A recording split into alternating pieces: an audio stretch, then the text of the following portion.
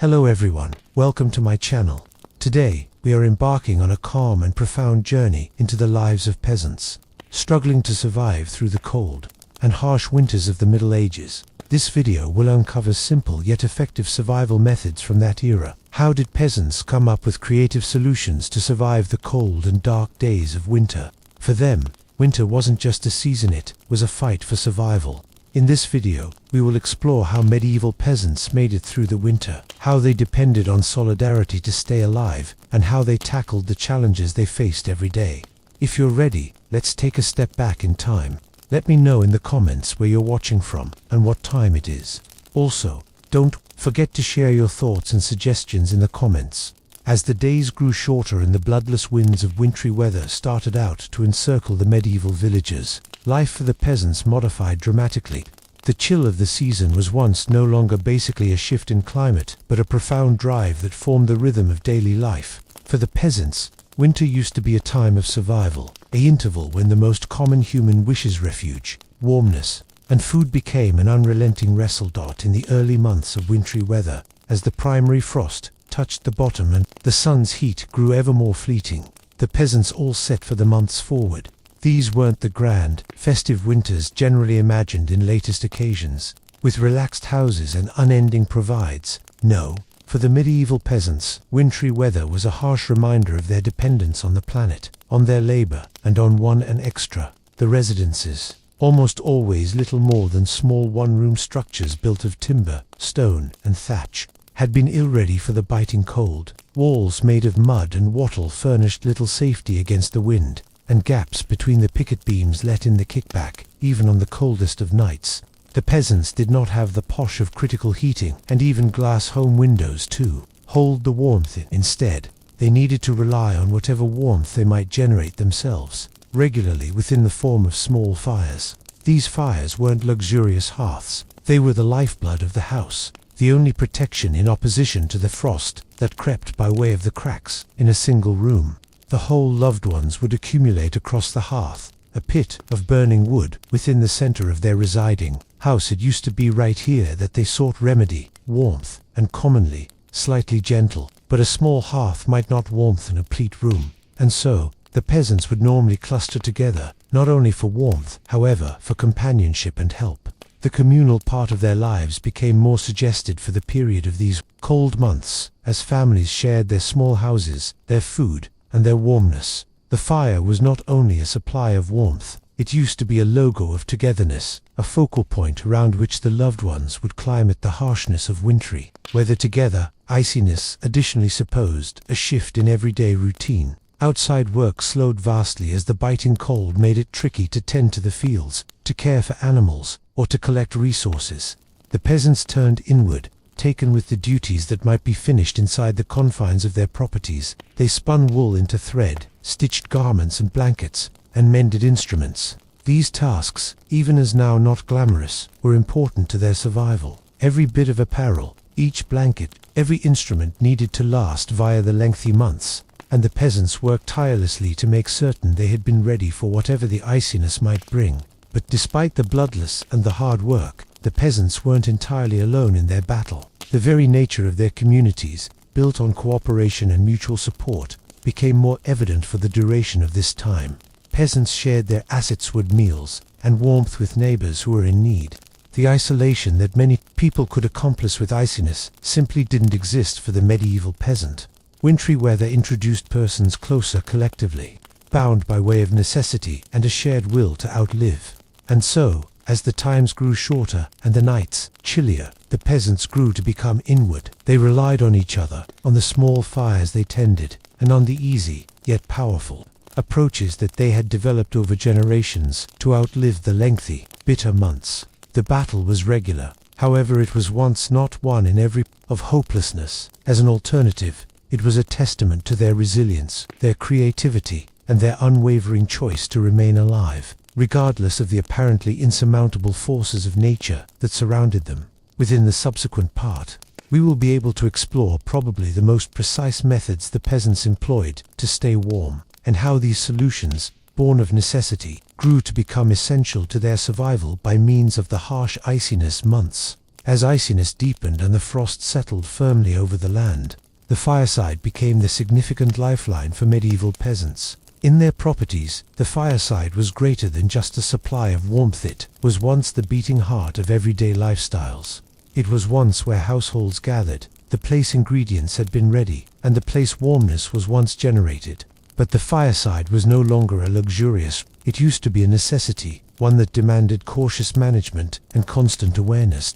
In an ordinary medieval peasant family, the fireside could be an easy stone constitution, more commonly little greater than a pit or a low, developed-up field. The place timber would be burned.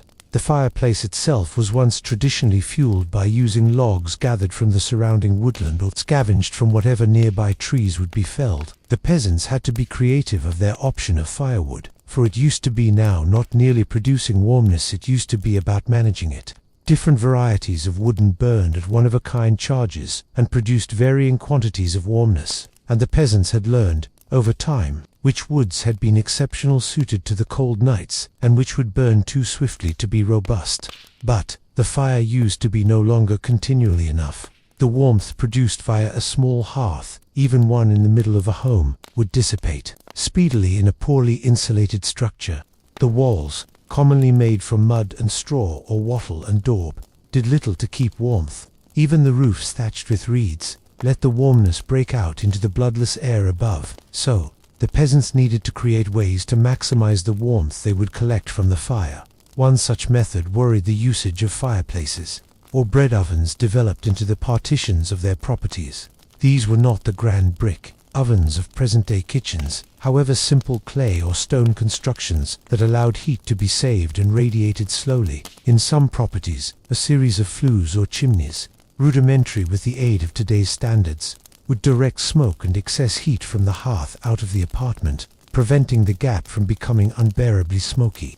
Still, this would no longer completely do away with the threat of suffocating in the constrained area with the fire. Yet, the peasants managed these risks, and they did so with a deep understanding of their environment. One other approach was the usage of fireplace banks, a convention that placed the warmth from the fireside was once used to heat up stones, or bricks, which have been then positioned in bed areas to furnish warmth for the period of the night time. These stones, heated throughout the day, have been placed on the foot of the bed to ensure that the peasants would sleep via the night time without freezing. This method, although easy, was once powerful, and it allowed the peasant households to continue something heat they might control during the night, making certain that the night's cold would no longer drain them of the force they needed for the next day's work. Regardless of the creativity of those ways, the reality was that the fire and the hearth might only accomplish that a lot. The fireplace itself was more commonly small, the timber almost always scarce, and the heat could best prolong thus far in a residence that lacked the insulation we take with no consideration at present. Within the cruelest winters, even the fireside, which was once supposed to be the peasant's refuge, grew to be a reminder of how little could be executed towards the overwhelming vigor of the bloodless. But, by means of ingenuity and a reliance on every different the peasants made do. This wrestle to remain heat was now not close to physical remedy. It used to be about survival, about enduring the lengthy, cold months and making ready for the days when the warmness of the sun would return. And it was in these quiet, solitary moments, gathered across the fireplace, that the peasants found solace. They had been surrounded with the aid of the bitter bloodless, but within the heat of their homes, regardless of how humble, they located a sense of community and, perhaps extra importantly, a sense of hope.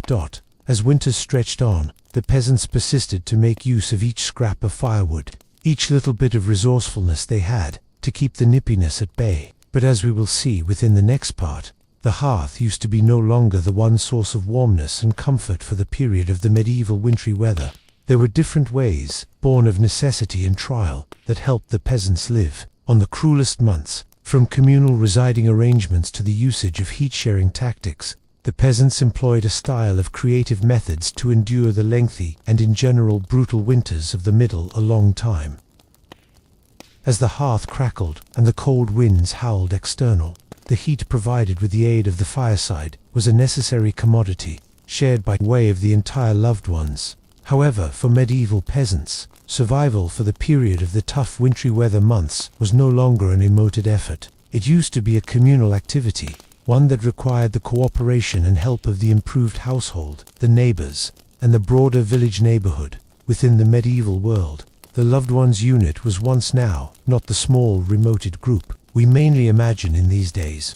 Alternatively, it used to be an increased network of family members, cousins, aunts, uncles, and grandparents who lived shut together in shared homes or clustered around one another in small villages. In the course of the cold winter months, this closeness became now not only a social convenience, however, a survival procedure. In lots of households, space was once tight. The natural peasant home was once most commonly a single room, shared by using the mother and father, youngsters, and normally accelerated family individuals, equivalent to grandparents or cousins. This shared residing association was not just about fiscal necessity, but in addition, about survival.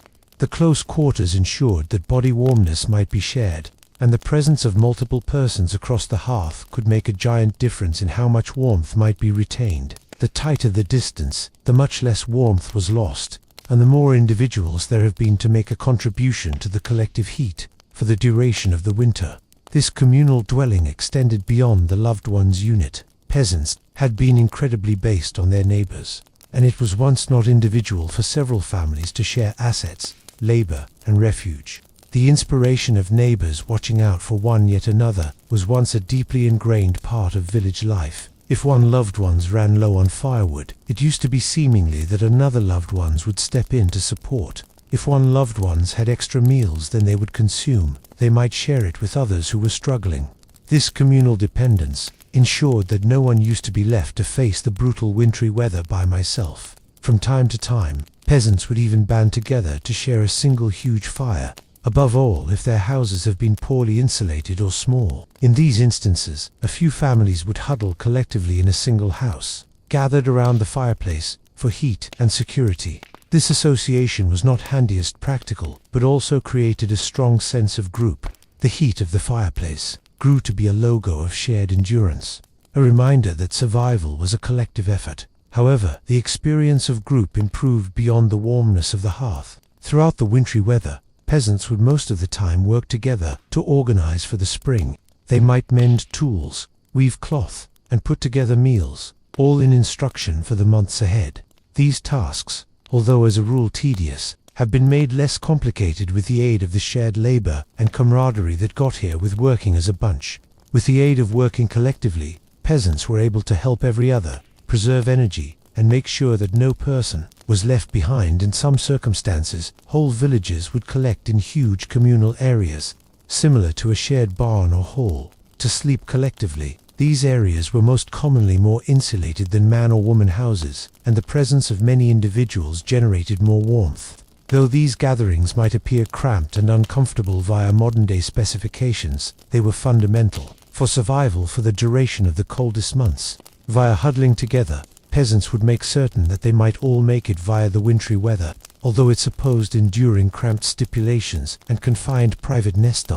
This communal aspect of medieval life used to be now not just about bodily survival. It was once, additionally, a cultural and emotional bond. In the isolation of the bloodless iciness, the shared heat, meals, and work helped to beef up social connections and foster a way of belonging. Peasants might have faced hardships, but they faced them collectively, and in this togetherness, there was once a particular force of strength that might be established over and over as the long iciness months dragged on. Within the next part, we will be able to explore one of the designated approaches peasants used to remain heat even as they slept. As good because the ingenious methods they used, their assets to maximize warmness for the duration of the coldest nights. As the bitter cold of iciness settled in, dead night grew to be probably the most difficult facets of medieval lifestyles for peasants. The warmth of the day, despite the fact that best a faint reminiscence, was lost as soon as the sun dipped under the horizon, and the bloodless began its relentless assault. The hearth that had burned brightly within the hearth in the course of the day would customarily die down by means of dusk, and the little heat it had provided would fade into the frigid air. For peasants, this transition from day to nighttime used to be now not just an easy change in time, but a drastic shift in the struggle for survival. Sound asleep for the period of the winter months used to be a precarious affair. Without a vital heating and few luxuries, peasants relied on what they would create and control within their properties to remain heat whilst they slept. The importance of bedding in the course of these months cannot be overstated. The mattress itself, generally little more than a straw-crammed mattress laid on the floor or a rudimentary wooden frame, was a critical refuge from the cold ground. But it surely was the layers of blankets, furs, and quilts that made the change between a night of freezing bloodless and a time of warmness. Peasants on the whole slept of their apparel, including layers of woolen or linen clothes to keep heat. Nightwear, not like the gentle fabrics many of us might suppose today, consisted of thick, heavy layers of fabric designed to trap warmness and provide insulation.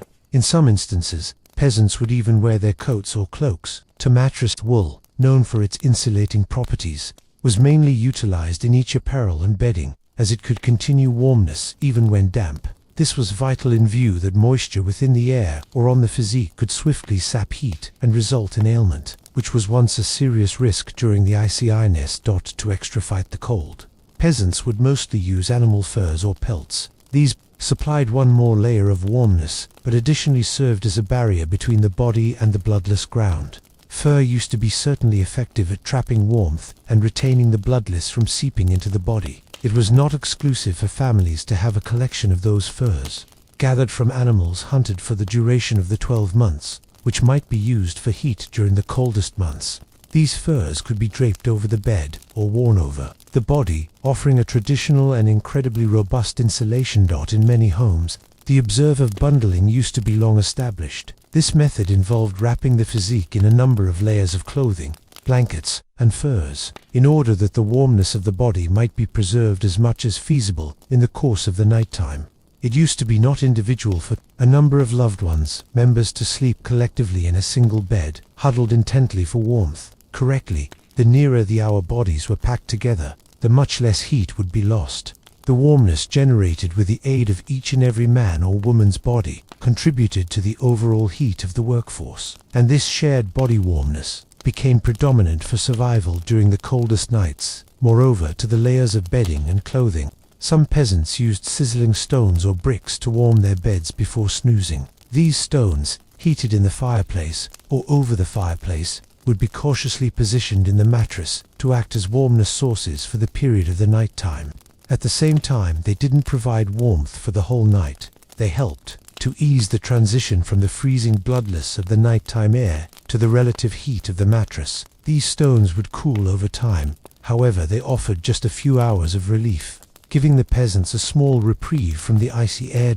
In some areas, peasants would create sound asleep baggage of varieties, produced from a mixture of animal skins and material that will wrap across the physique and lure heat as they slept. These primitive drowsing bags, though uncomfortable by modern requisites, supplied a strong barrier in opposition to the bloodless and allowed the peasants to sleep in relative heat. The materials used have been easy, however practical, and the peasants made do with what was available to them. Regardless of all these efforts, napping in the medieval world was once on no account easy. Even with the fine bedding and the warmest furs, the cold at all times lingered, reminding the peasants of their vulnerability. The night used to be long, and each relax in the air was a reminder that survival was in no way assured.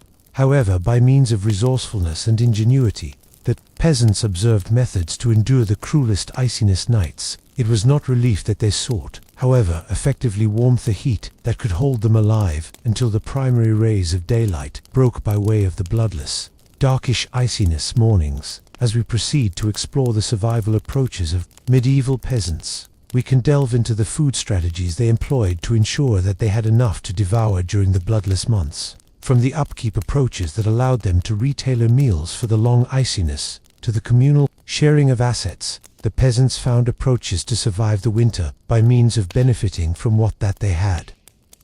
As the bloodless wintry weather months stretched on, the battle for survival intensified.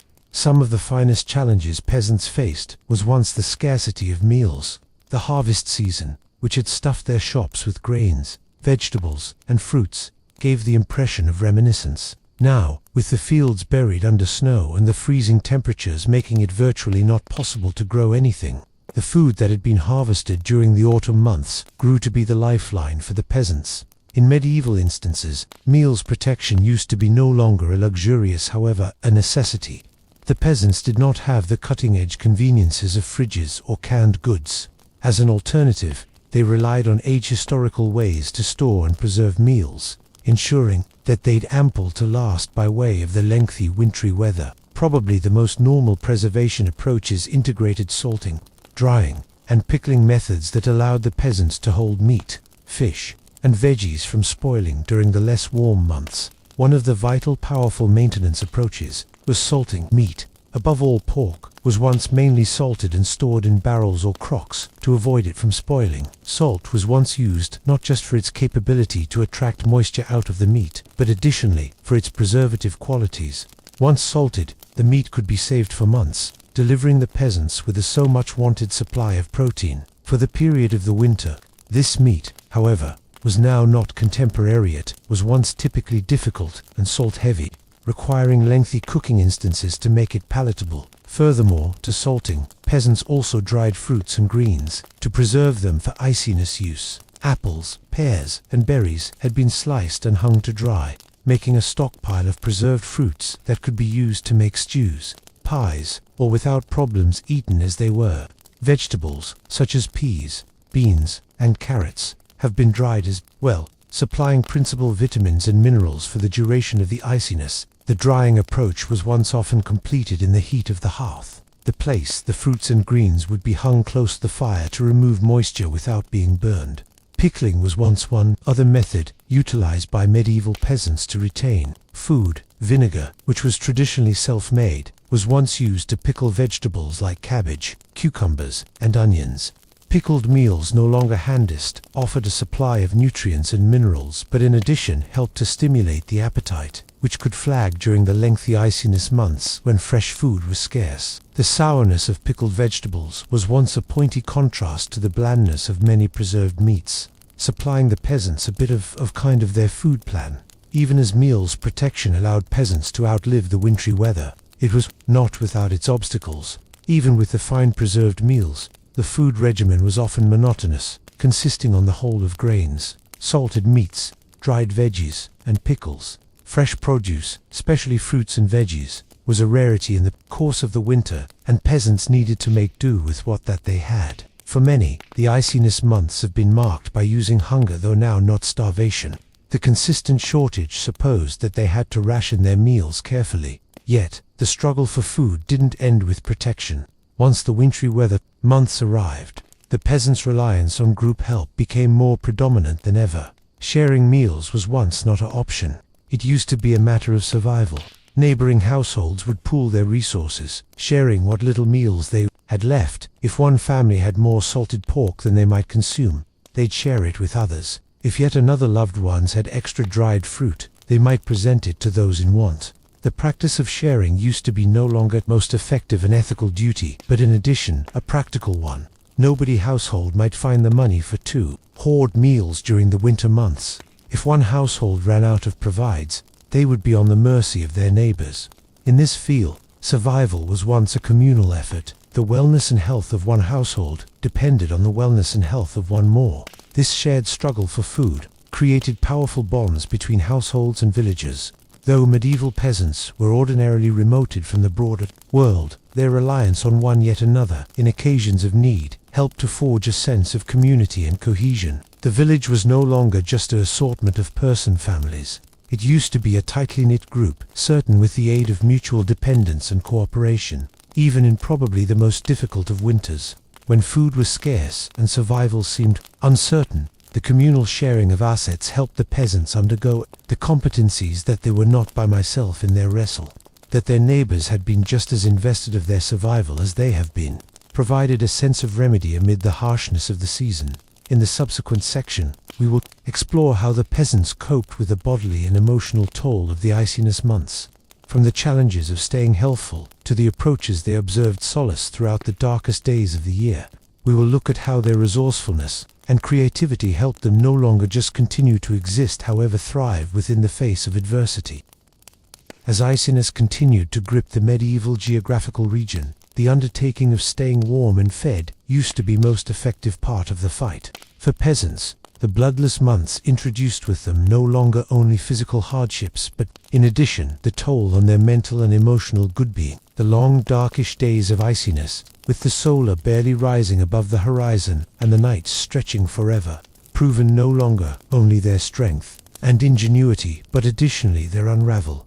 The physical toll of the iciness was once harsh. Without present-day remedy, ailment and injury were consistent threats. The bloodless air, combined with dampness from snow and rain, made peasants extra prone to a form of illnesses. Coughs, colds, and respiratory sicknesses unfold speedily via shut-knit communities. The place families and neighbors lived in shut quarters, most of the time without enough airflow. The shortage of right insulation in houses supposed that the dampness from the bloodless could seep into apparel and bedding, making it more difficult to stay dry and warm. As soon as any person fell in poor health, it was intricate for others to prevent getting ailing, creating a vicious cycle. In addition to the usual wintry weather illnesses, the extended bloodless made it difficult for the physique to battle off other diseases. The peasants had been at risk of infections, which could quite simply spread via a village.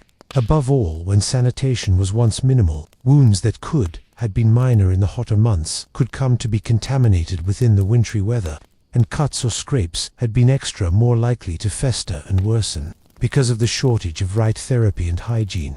Regardless of these dangers, the peasants employed more than a few normal cures to stave off ailment. Herbs and vegetation, gathered in the course of the hotter months and carefully dried for iciness use, became main to their health care. Some peasants relied on herbal teas constituted of chamomile, mint, or elderflower to soothe coughs and calm fevers. Others used garlic and onion, each believed to have medicinal houses, to thrust back colds and infections. Using honey as both a meals and medicine was once usual, because it was ideal to aid fight infections and soothe sore throats. Within the absence of proper hospital therapy, peasants additionally needed to rely on their physical force and persistence to outlive. Staying energetic, even for the period of the wintry weather, was once primary to keeping health.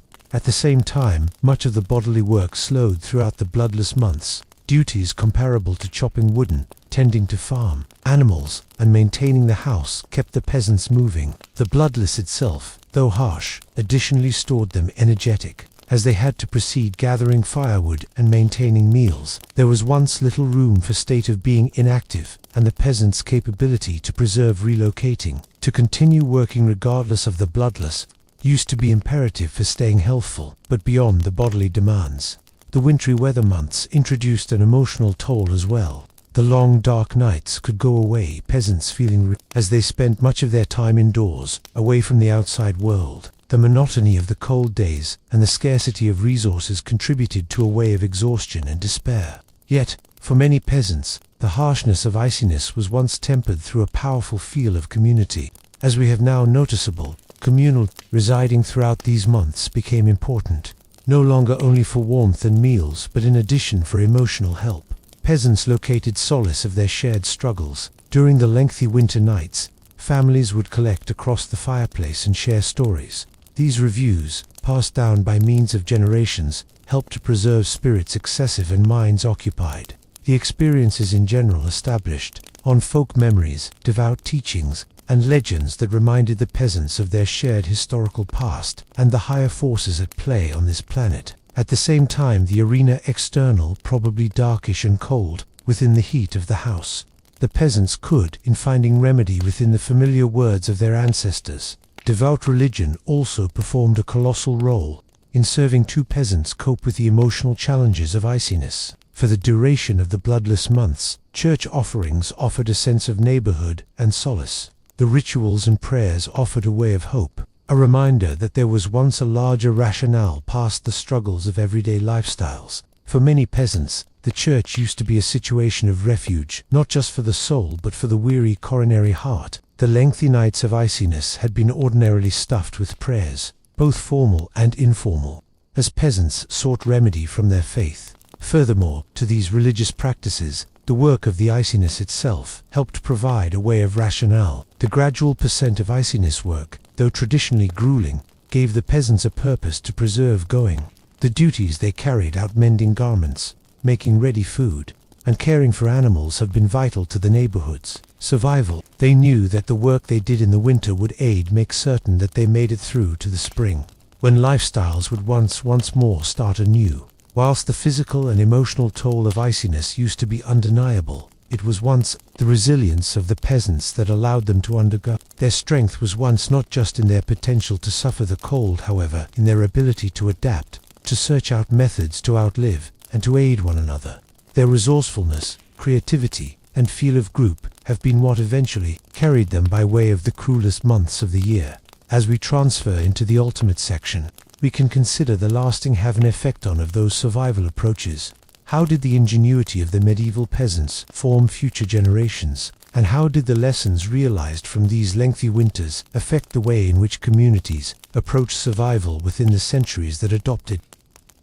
As the winter months slowly receded and the first indicators of spring started out to show up on the horizon, the peasants of the medieval period could ultimately leisure, having weathered the worst that the bloodless season needed to present. Yet, while they celebrated the return of warmth, the methods, practices, and methods they'd used to outlive the long winter would leave an enduring mark no longer just on the peasants themselves, but on the generations that would comply with the medieval peasants' procedure to wintry weather. Survival was once more than just a response to the cold. It used to be a testimony to their ingenuity and resourcefulness. Each aspect of their lives was once designed to maximize the small amount of heat and sustenance they had.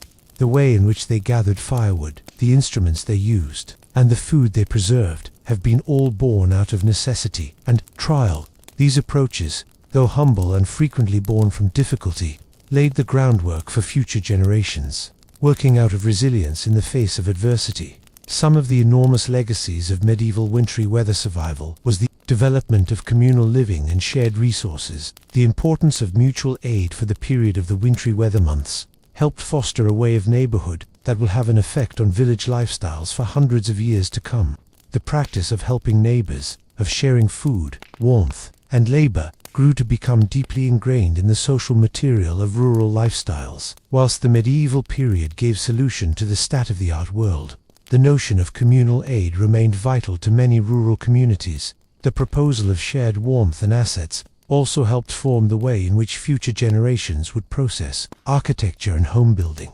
The easy but powerful approaches peasants used to maximize the warmth inside their houses, similar to the use of hearths, firebanks, and communal napping arrangements, grew to become units for the way in which properties can be developed in less warm climates for generations. While cutting-edge technology has enormously converted the best way we warmth our homes, the elemental precept of making communal spaces for warmness and sharing assets stays valuable today. In addition, the use of natural therapies, average medicines, and self-sufficiency during the wintry weather months grew to become an indispensable part of the peasant's culture. The talents passed down via generations about which herbs might be used for ailments, learn how to treat colds and fevers, and the value of keeping a healthful eating regimen within the iciness would impact no longer only future peasants, but additionally the development of ultra-modern natural treatment. Many of the treatments and practices that medieval peasants relied upon are still used in various forms at present.